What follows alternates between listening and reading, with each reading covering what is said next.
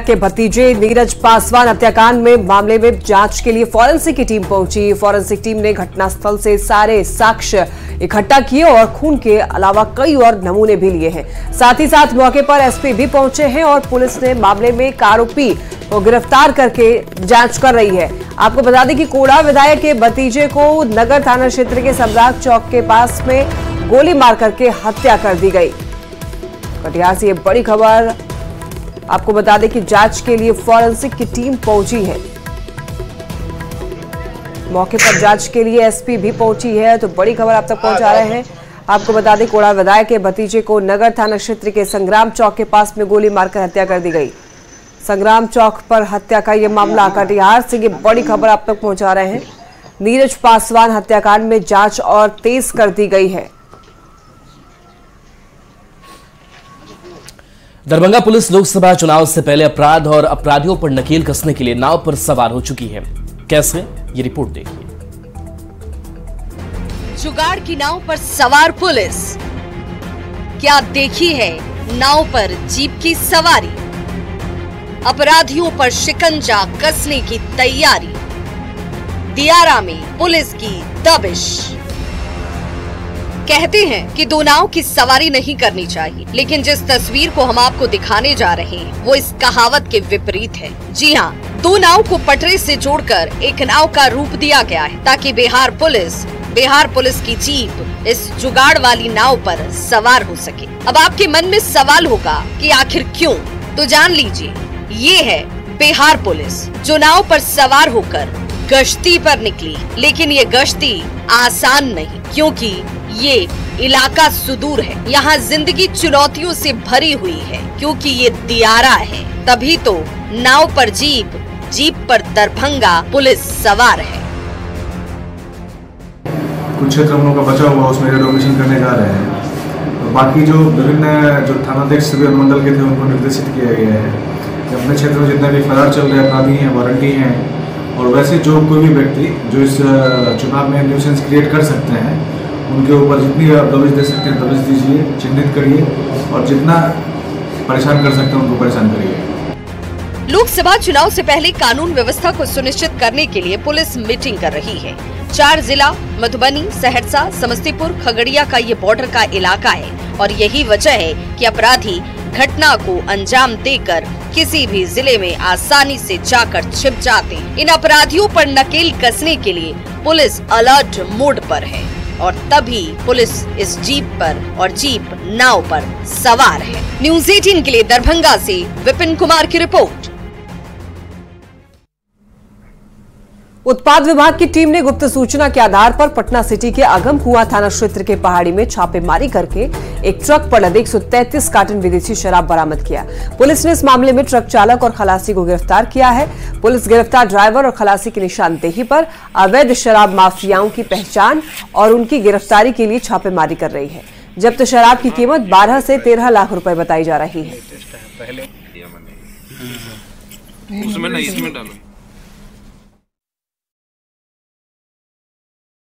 यह कार्रवाई गुप्त सूचना के आधार पर की गई है।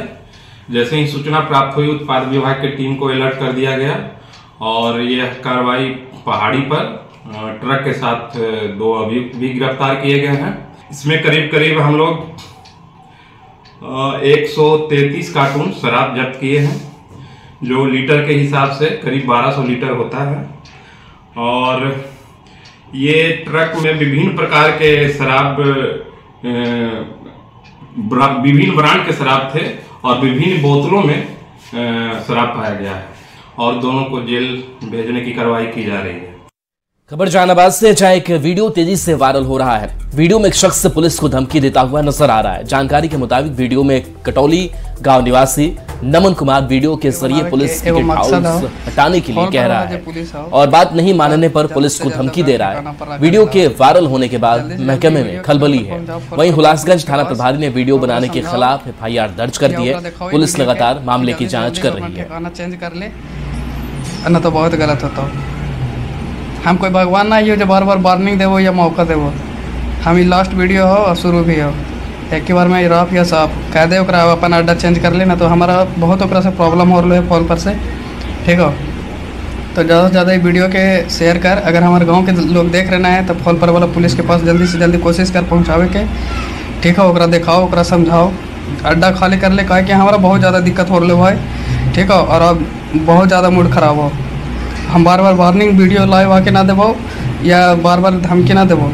एक बार एक लास्ट में जे समझ ले, तोरा समझ ले, चाहे वार्निंग समझ ले चाहे धमकी समझ ले, लेकिन वो अड्डा खाली करे पड़तो फॉल पर से, बता देवी पहले, ना तो एक अंजाम बहुत बुरा होता। सुन लेना, जल्दी से जल्दी कोशिश करी वीडियो के पहुंचावे के।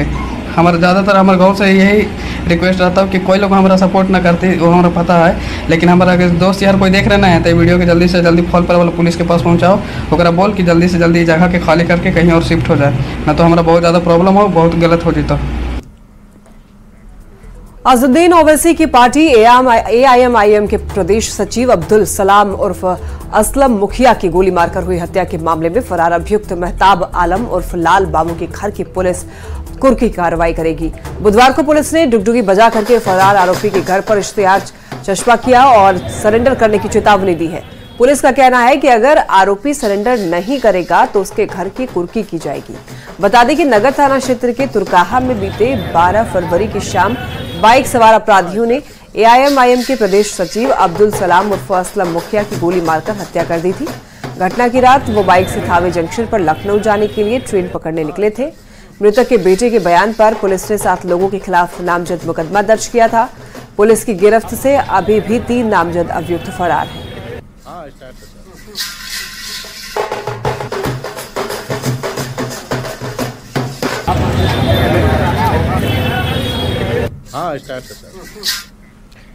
पटना के गौरीचक थाना के कछवाड़ा गांव में चाचा ने अपने भतीजे की चाकू गोद कर हत्या कर दी है। बताया जा रहा है कि चाचा और भतीजे में किसी बात को लेकर बहस हुई और धीरे धीरे बहस मारपीट में तब्दील हो गई।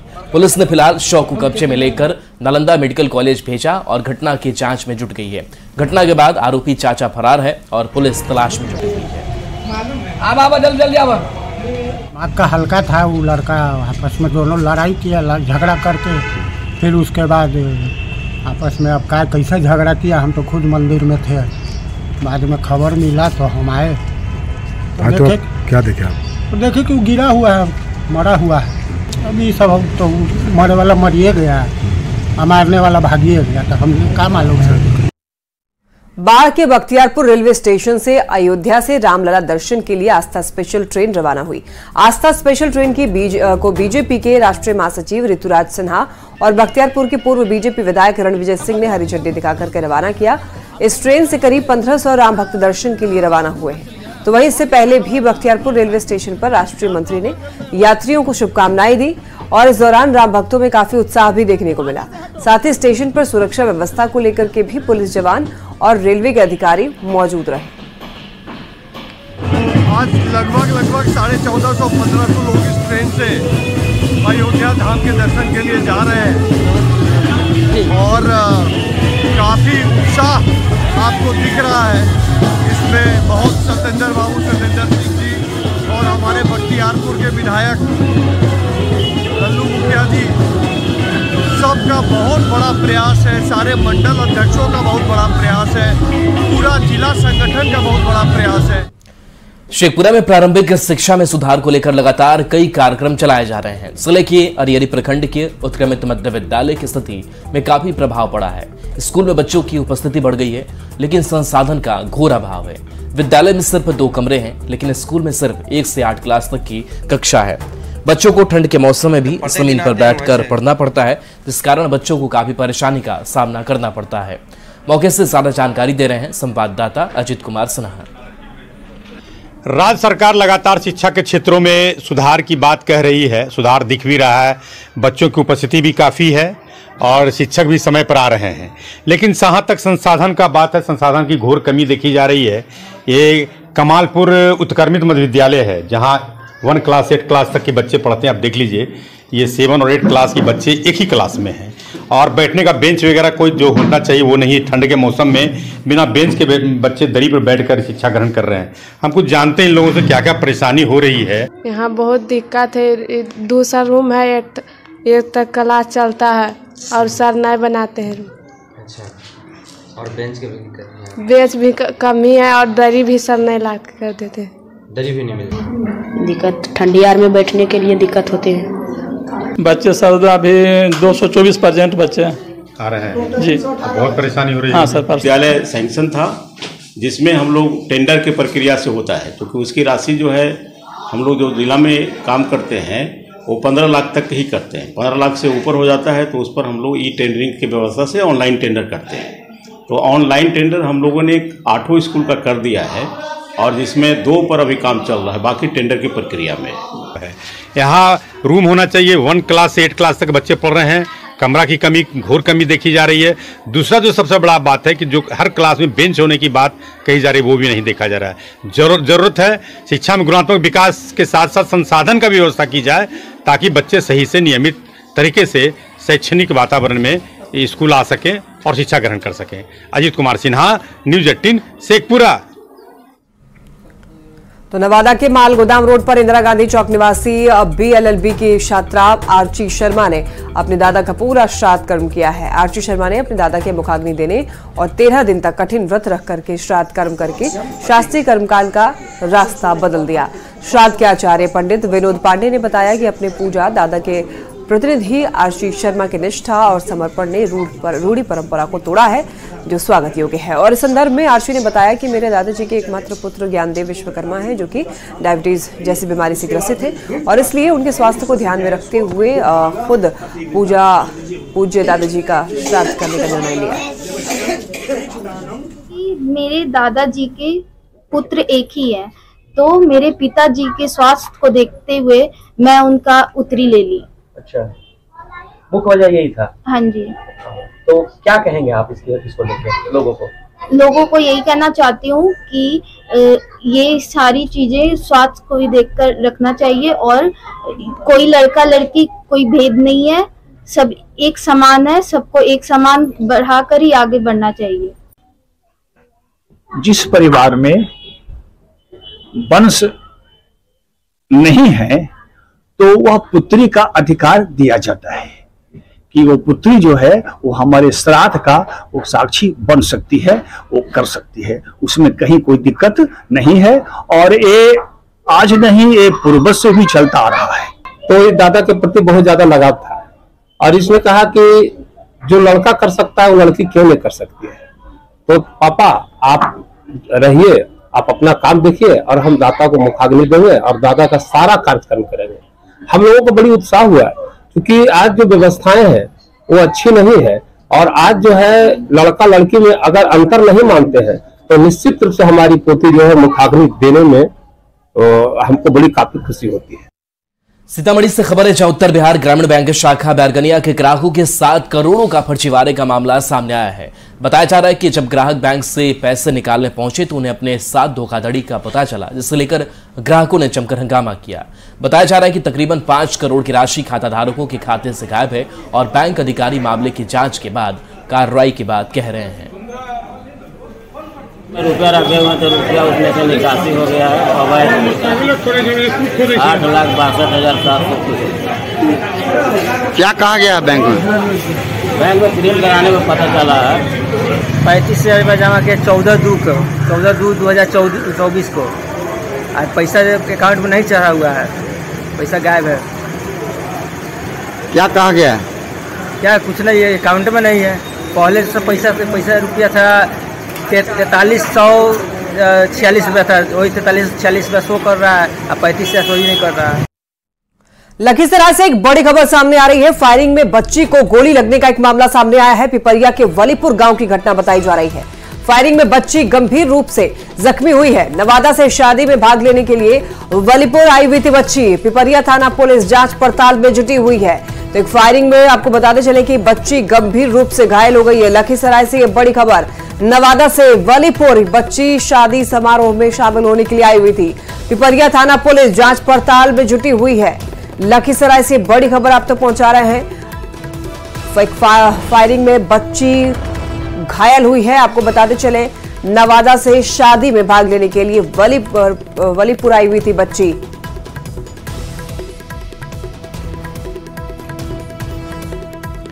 सिवान के मुफस्सिल थाना क्षेत्र में एक शादी चर्चा का विषय बनी रही। दरअसल यहां यूपी से एक दूल्हा हेलीकॉप्टर लेकर दुल्हन लेने पहुंचा। हेलीकॉप्टर से पहुंचे दूल्हे को देखने के लिए लोगों की भारी भीड़ उमड़ पड़ी। लड़की पक्ष ने लड़के का भव्य स्वागत किया। बताया जा रहा है कि लड़की के पिता पेशे से एक ठेकेदार हैं और अपनी बेटी की शादी काफी धूमधाम से कर रहे हैं। यूपी के भटनी से ये बारात सिवान पहुंची थी।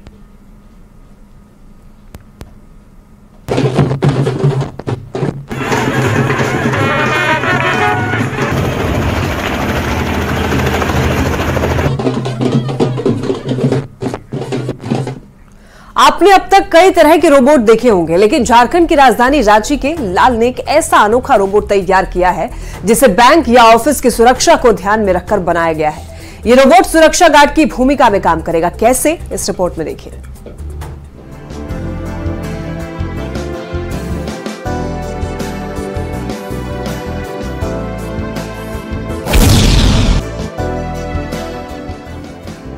होठों पर लिपस्टिक, नशीली आंखों पर चश्मा और चेहरे पर हल्की मुस्कान लिए रेशमी जुल्फों वाली ये खूबसूरत महिला चर्चा का विषय बनी है। जो भी इसे जी भर कर देख रहा है वो इसका दीवाना बन जा रहा है, क्योंकि ये महिला देखने में जितनी खूबसूरत और दिलकश है उससे कहीं ज्यादा ये सख्त भी है, जो सामने वाले का पसीना छुड़ा दे। जी हाँ, सही सुन रहे हैं आप, ये जितनी हसीन और दिलकश है कहीं ज्यादा खतरनाक और अपनी ड्यूटी के प्रति ईमानदार भी है। यकीन नहीं हो रहा है तो आप खुद सुन लीजिए। की खासियत ये है कि ये बहुत सारे काम कर सकते हैं, जैसे इंटरैक्शन हो गया, फिर आपका डे टू डे लाइफ में एक्टिविटीज हो गया, और फिर इस पे जो स्पेशलिटी है वो इसकी है सिक्योरिटी पर्पस। अब आप सोच रहे होंगे कि ये महिला काम क्या करती है और इसका नाम क्या है, तो हम आपको बताते हैं। इस महिला का नाम हेरा है, जो अपने कामों से सबको हैरान कर देगी। इसे रांची के लाल ने बैंक और ऑफिस की सुरक्षा को ध्यान में रखकर बनाया है। ये रोबोट सुरक्षा गार्ड की भूमिका में काम करेगी। जी हाँ, हमजा रहमान ने मानव रूपी एक सुरक्षा रोबोट हेरा को तैयार किया है। रोबोट को फीमेल रोबोट का लुक दिया गया है, जिसकी खूबियों को जानकर आप खुद हैरान रह जाएंगे, क्योंकि हेरा है ही ऐसी जो सबको हैरान कर देगी। जानकारी के मुताबिक हेरा को तैयार करने में 6 महीने का वक्त लगा है। हेरा जहां ड्यूटी पर तैनात रहेगी, बिना कार्ड की एंट्री नहीं देगी। अगर आप शराब पीकर पहुंचे तो तुरंत पकड़ भी लेगी। जरूरत पड़ने पर हेरा गोली भी चलाएगी। इस रोबोट में सेंसर लगा है और इस सेंसर से आवाज सुनकर उसके अनुसार काम करने लगता है। हेरा को बैंक में ड्यूटी पर लगा दिया जाए तो बिना वैध पास के किसी को अंदर नहीं आने देगी। कोई कर्मचारी शराब पीकर ऑफिस के अंदर जा रहा है तो उसे गेट पर ही रोक देगी। इतना ही नहीं, बदमाश भागने की कोशिश करता है तो उसे हेरा शूट भी कर सकती है, क्योंकि हेरा जितनी हसीन है उतनी खतरनाक भी है। हेरा की हैरान कर देने वाली बात यह है कि ये हिंदी और अंग्रेजी दोनों भाषाओं में बातचीत कर सकती है। तो हेरा है ना हैरान करने वाली, इसलिए तो हेरा चर्चा का विषय बनी हुई है अपने लुक और अपने कामों को लेकर। न्यूज़ 18 के लिए रांची से राहुल देव के साथ ब्यूरो रिपोर्ट। मुजफ्फरपुर के बाबा गरीबनाथ मंदिर से हर साल की तरह इस बार भी भव्य शिव बारात शोभा यात्रा निकाली जाएगी। महाशिवरात्रि के अवसर पर इस बार 54वें साल शिव बारात शोभा यात्रा निकाली जाएगी। इसको लेकर तैयारी जोर शोर से चल रही है। शिव बारात में कई झांकियां होगी, जिसको लेकर बीते कई दिनों से तैयारी चल रही है। महाशिवरात्रि महोत्सव के संरक्षक केदार प्रसाद ने बताया कि हर साल इस तरह इस बार भी शोभा यात्रा भव्य होगी, जिसको लेकर अलग अलग झांकियां बनाई जा रही है। मुजफ्फरपुर के बाबा गरीबनाथ मंदिर से हर साल महाशिवरात्रि के अवसर पर बारात शोभा यात्रा, जो शिव बारात शोभा यात्रा है, वह निकाली जाती है। और इस बार भी 54वां जो शिवरात्रि महोत्सव महाशिवरात्रि महोत्सव मनाया जाएगा, जिसको लेकर भव्य शिव बारात शोभा यात्रा निकाली जाएगी। और उसको लेकर आप देखेंगे तैयारी जो है वह जोर शोर से चल रही है, भव्य तैयारी चल रही है। अलग अलग तरह की झांकियां जो है, आकर्षक झांकियां निकाली जाएंगी और बीते कई दिनों से तैयारी जोर शोर से चल रही है। आप देखेंगे कि तमाम जो आप देखेंगे झांकियां जो बन रही हैं, इन सब पर अलग अलग रूप में शिवजी और बारात में शामिल होने वाले देवी देवता जो है इसमें बैठेंगे। बाबा की प्रेरणा से हर साल उनकी झांकी खूब सुंदर होती है। इस बार भी हम लोग का विश्वास है कि कोई कम नहीं होगा, खूब सुंदर होगा। कितनी झांकियां होंगी इस बार? झांकी हम समझते हैं 15-20 के लगभग में झांकी होगी। 54वां साल है। हाँ। लगातार कई वर्षों से हो रहा है। हाँ जी। तो कहीं ना कहीं ये लगता है कि एक वृहत स्तर पे जो लगातार करते आए हैं वो एक बहुत बड़ा टास्क होता होगा। हम लोग को लगा ही नहीं टास्क, हम लोग को लगा कि हम लोग एक में भक्ति भाव से, बाबा की कृपा प्रेरणा से करते चले जा रहे हैं, स्मूथली करते चले जा रहे हैं, कोई टेंशन नहीं। तो हम आपको तस्वीर दिखा दे, देख सकते हैं किस तरीके से यहाँ पर जो अलग अलग झांकियां जो है बनाई जा रही है और अंतिम रूप देने में कलाकार लगे हुए हैं। तो कहीं ना कहीं 2 दिन बाद जो महाशिवरात्रि है और महाशिवरात्रि शोभा यात्रा को लेकर जो है तैयारी लगातार चल रही है और मुजफ्फरपुर में भी इसको लेकर भव्य तैयारी चल रही है। मुजफ्फरपुर से न्यूज 18 के लिए प्रियांक सौरभ। और इसी के साथ इस बुलेटिन में फिलहाल के लिए इतना ही। खबरें लगातार जारी है, आप देखते रहिए।